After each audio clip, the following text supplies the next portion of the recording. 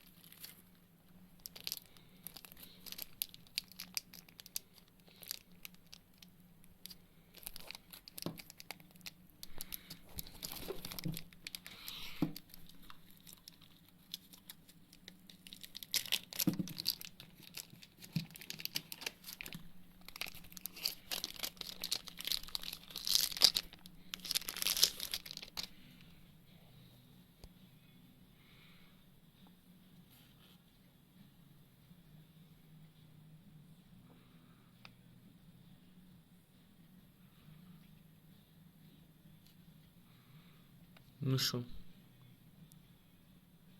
попытаемся його включити.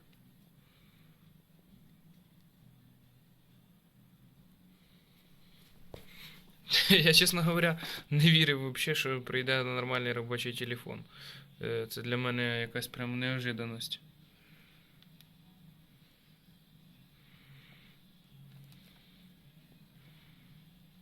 Він охеренний.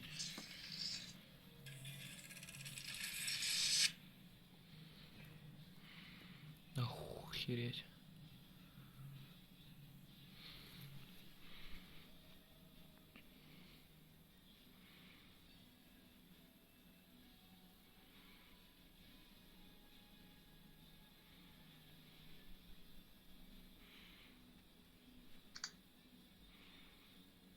Бомба.